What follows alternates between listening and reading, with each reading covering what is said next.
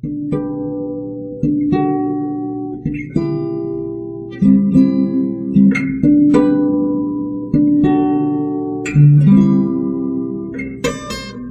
again. Thanks for stopping by. This is Biblical Correctness Ministries, the Solemn Assembly's conference line. We have some special guests with us tonight, but first I want to tell you folks that I've got a delivery that I've got to get out here.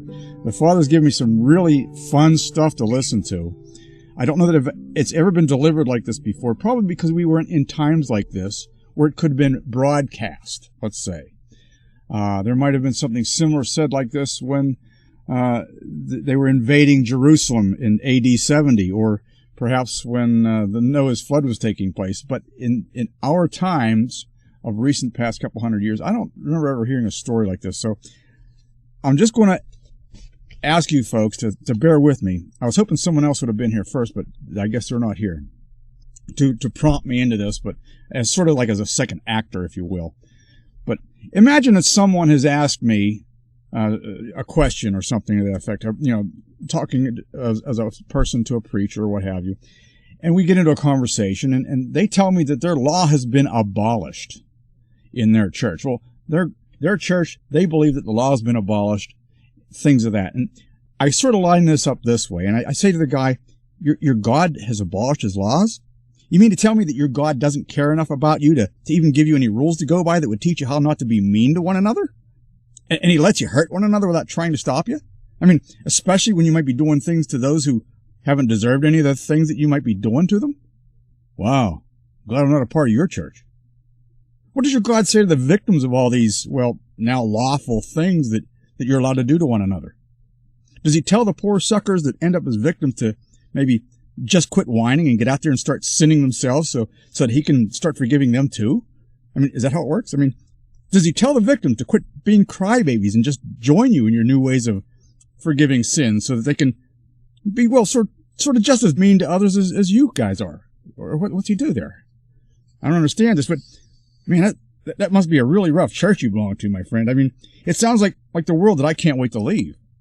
But, it sounds like the old Wild West, where if someone didn't like the color of your hat, they'd just shoot you in a saloon or something somewhere. Well, that's if there was no sheriff or marshal, and everyone was too cowardly to stand for the laws that were just and wholesome. And, well, then the town would just be at the mercy of whatever the most wicked among them wanted to do on any given day, right? Well, but then that could never happen, could it? And I must be maybe just some kind of conspiracy nut or something, right? Well, you see, my God, on the other hand, the God of the Bible, I mean, his name's Yahweh, that's his true name, by the way. Well, he loved us so much that he even sent his own son to die for us, trying with his own son's blood to teach us his rules and how to be compassionate towards one another, where we'd get along much better and we wouldn't hurt one another. So I guess it sounds like we believe in two completely different gods here, my friend. If your God has no rules on how to learn to love one another, then who does make the rules? Oh, man? Wow. Then man is really the God in your church, see? Oh, man then becomes the King of Kings and Lord of Lords in your church, not the God that you said you worship. Because if your God is not wise enough or loving enough to write any rules to protect you, or to protect those that are innocent even, then I guess your God's neither a Lord or a King, but, well, I hate to say this, but maybe he's just a wimp that won't even stand with any authority for his innocent people. In fact, I guess if he has no backbone to give you any rules, then he actually encourages his people to be mean to one another as well. Yeah, well, and that sounds like a different deity altogether that I've also read about in the Bible, who comes as an angel of light, but could care less about the people. I don't know. Well, anyway, does your God then allow you to cheat on your wife then? I mean, if there are no rules on how to do things that would be evil towards one another, that is, Does he allow you to move your neighbor's boundary stone whenever you feel like it? What, your God has removed all those rules? They've all been done away with? Wow, what a pity. You see, my God teaches us not to do such things, which is why my God promises to take all the, quote, children of unrighteousness, quote, unquote, or those who won't go by those rules that keep us from hurting one another, and take them out of the world, and someday so that we who do love that law will be in better harmony. Because his laws teach us how to love our brother and our neighbor in perfect harmony. It teaches us how not to cheat on our brethren, how not to move their boundary stones, because that's not the way of love, see? According to our God, that is, So he does this on purpose. He gives us these rules to teach us how to love one another so that we can all get along beautifully for all eternity. See, my God even tells us to stay away from those people that don't want to hear it. We're to stay away from those who hate his laws or even just dislike those laws. Why? Well, because they don't know how to treat people with love yet. They're still immature in those ways. He therefore taught us to stay away from such folks because he loved us and wants us to be protected from those who would so uncaringly hurt us, mock us, and so forth. Raid our churches, if you will, okay? But, well, if you're happy with the God that lets you be mean to one another, well, then I guess that's probably why you don't want me coming around telling you about my God, because it bothers your conscience. It's just that when you said you believed in God, I guess I foolishly assumed that you meant the God of the Bible, which says, if ye love me, keep my commandments. So I just wanted to show you some of the amazing things we're discovering about how the Puritans in this nation had nearly achieved a most perfect world here before this Romish church thing came along and changed all the churches, removing God's rules again, teaching folks, well, like yourself, that we should obey man's rules, not God's. See, my Bible says that, well, we should obey God's law, not man's. In Acts 5:29, it says that Peter and the other apostles answered and said, we ought to obey God rather than men.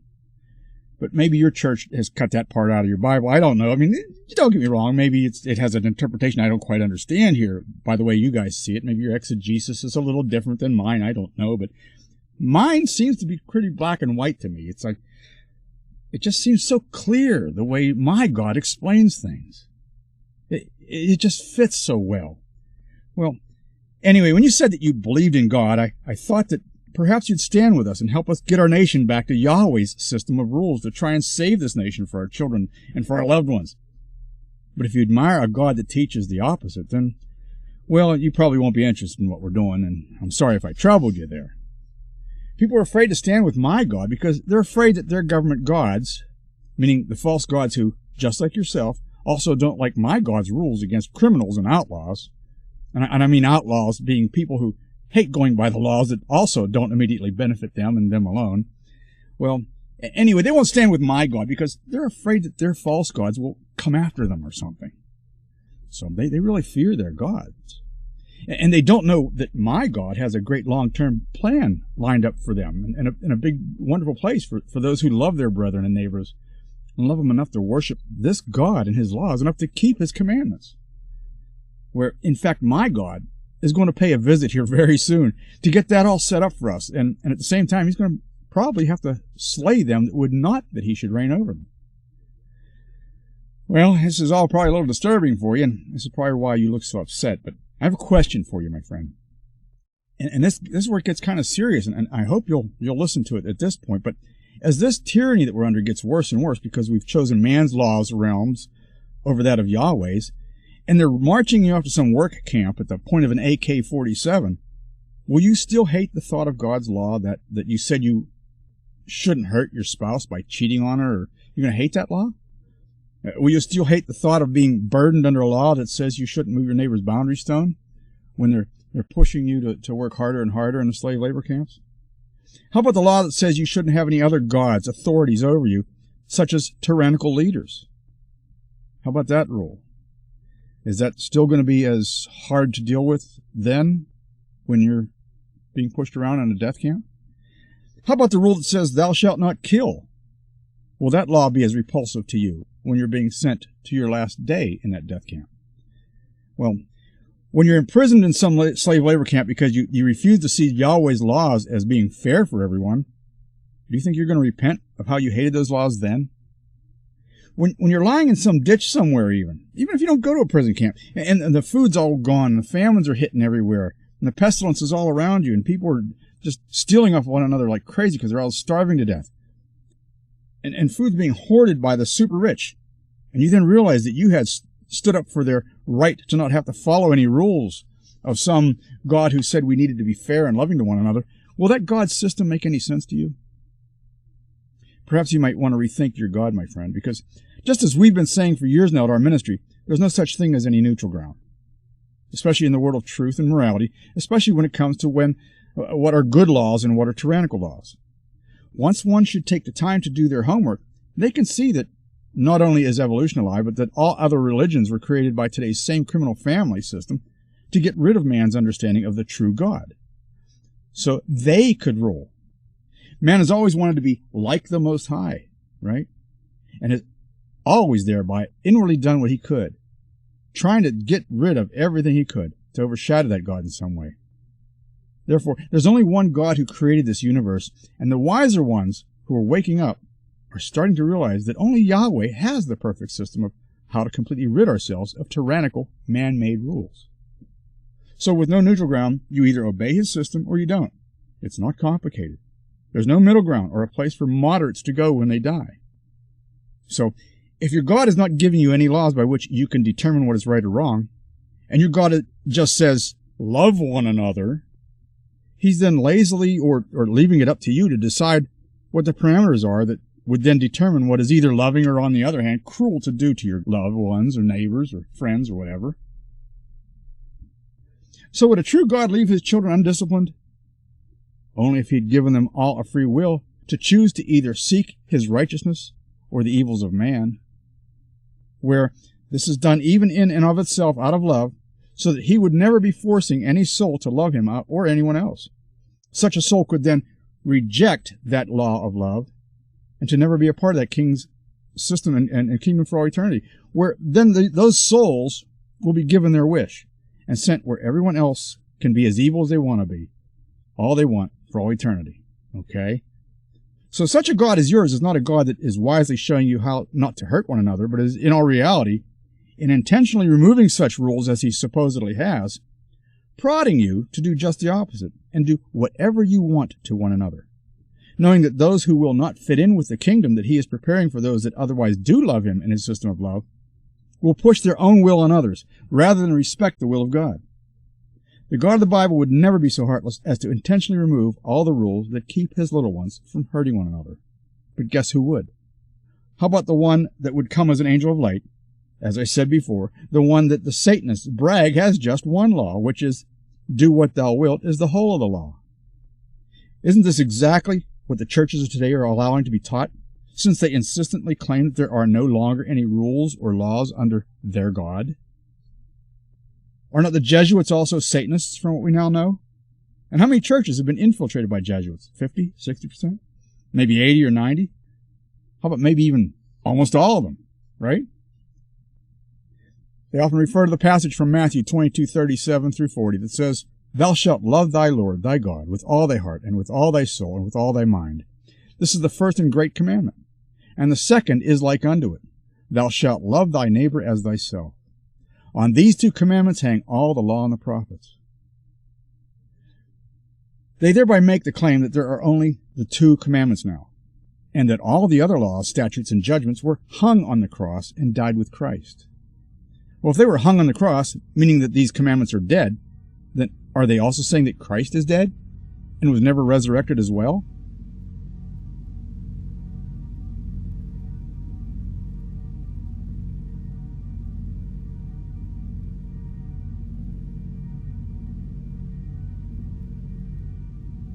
Did Yeshua really die? Or did he more accurately become a living sacrifice for our sins? If they say that the laws were hung on the cross with Christ, are they trying to twist Christ's words around when he said, on these two commandments hang all the law and the prophets? Or how about if I should say, upon these two clotheslines hang all of my laundry? Does that mean that my laundry's been done away with? No, my laundry's still hanging there. Hopefully clean by now and dry. But if Yeshua is still dead, like the laws that they want you to believe died with him, then why aren't their preachers desperately trying to resurrect their God, as Paul himself insinuates in Romans 10:7, where he said, Or who shall descend into the deep, that is, to bring up Christ again from the dead? Are they then saying that Christ was never resurrected? Is he still dead to them, especially if he is said to be the Word made flesh, which is the law and the prophets in the flesh and blood form? It would seem that the preachers in your churches have a lot of explaining to do, my friend, as these truths are being rediscovered lately, has my God the Father raised his Son from the dead, and in every sense of the word, keeping that law alive and well. That law is then still there, and all the law and prophets still hang on the same two capstones of law that they so ignorantly refuse to admit are more than just nice guidelines, I guess as some try to explain them, but still have all of the other commandments, laws, statutes, and judgments, yet actively hanging upon them. Or as the Thayer's dictionary puts it, quote, the law and the prophets hanging on two precepts, unquote. Where the word hang had two meanings, yes. And the Satan worshippers like to keep Christ on that crucifix, F-I-X, or fixed on the cross, keeping him fixed on the cross as if they were inwardly joyful that he is still dead as lawgiver and ruler. They would love to not see him come down, and would rather that he just stay there forever hanging on that cross, saying something like, Father, forgive them all they want, for they willfully know not what they do. No, he didn't say it that way, but they want him to. They then hope that they can stay willfully ignorant in their much preferred sin, being the breaking of the law, according to 1 John 3:4, for the rest of their lives. So if your God allows all of you to be mean to one another, to be evil to one another, has removed all the rules that would keep you in perfect harmony, loving one another, then I have a question. How does your God's system of love really work? I'm confused. Well, anyway, my friend, I will pray that you might reconsider the way that you view the whole concept of right and wrong, good and evil, authority and disobedience from this day forward, and maybe even reconsider which God you're following. Because, my friend, without rules, that Bible tells us we're never going to be at peace. Well, folks, I thank you for that moment. There's lots more I want to address with that. And let me just add one more mention. There's those of the desperate that I would call the neo-evangels. That'd be the Pentecostals, the charismatics, and stuff. That they always blame their evils on specific demons. You've seen these kind of people, I'm sure. They say that there's the spirit of anger, the spirit of resentment, the spirit of gluttony. They're obfuscating. They're passing the buck. It's not their fault. The devils are doing it in them. Rather than accept that Satan can only tempt them, and that it's their will to either follow or reject such temptations in themselves, they blame their submission on demons and then go for the gusto day in and day out, expecting to just be endlessly forgiven, which is the old lie of many men who have said, quote, the devil made me do it, unquote, right? Hey, that line only worked one time, and even then it didn't work real well. That was being the first time it was used in the Garden of Eden. The serpent, he beguiled me, right? Remember Eve said that? And then Adam turned around, and the woman you gave me, she did it to me. Okay, it didn't work very well in the garden. They did survive that day, didn't they? But guess what? Did not a pretty big plague hit the whole of the earth that day? Huh? Due to that excuse not really working so well in the garden? Well, furthermore, if the devil made you do it, then who is truly your God? If these demons inside them are causing them to do it, telling them to do it, and they're following suit and doing it, well then, who's their God? It's this devil of poverty, this devil of drunkenness, this devil of sin and adultery, right? If one has chosen to believe that Yahweh does not declare the laws we must live by, then he is declaring himself to be his own God. And yes, this is true even and especially in the case where one says that man and some form of constitution is a wiser, more equal, or more fair system of law, as he is then still choosing his own preference of lawgivers, which is something only a God can do. He's telling himself he's his own God. Man's republic-based law systems were a brilliant move on the part of Satan, where no longer do fictitious gods such as Molech or Zeus reign over us, but instead a God known as We the People. The We the People God became the God of our times world, ousting the one and only true God, Yahweh, where we thought we had a good excuse this time in our pea-brain imaginations, right? But today's world says to forgive everybody endlessly, no matter how evil they're being to you. Because why? Because Satan wants the whole world to be in complete evil. So did the parents hate them because they were kicking them out of the house? No. They probably loved their kids to death, something fierce. But they had to teach them a lesson. And they also had to keep from the kids from disrupting the rest of the household. right? And if there were other siblings around, they had to stop that. So this is the parental illustration that Father is also trying to instill in us, where grace and law must both be respected and work together in order to keep a peaceable home, church, and society.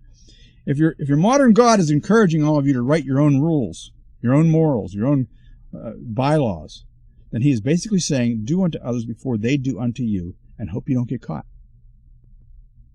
Okay? Inspiring all you to be evil towards one another is the way of the modern church today.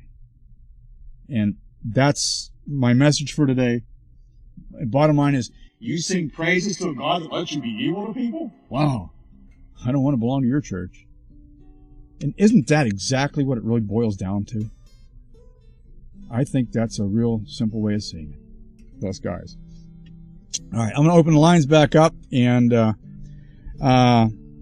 but the reason I wanted William is a special guest. He's with us tonight. William Raymond, an old friend from Joyzy, who I've had on the show years ago, and I wanted to welcome back. William has had recently. The love of Yah is so perfect. Oh,